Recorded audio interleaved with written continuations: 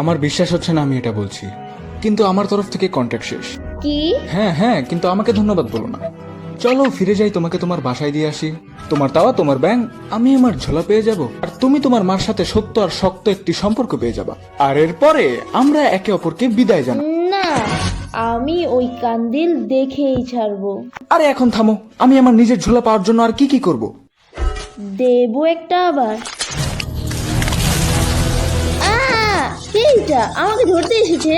হুম হুম। শান্ত থাকো, এরা ভয়কে শুকে নেয়। ও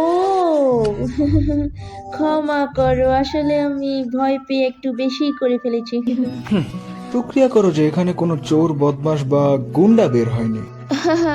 কিন্তু আমি গুন্ডাদের ভয় পাই না।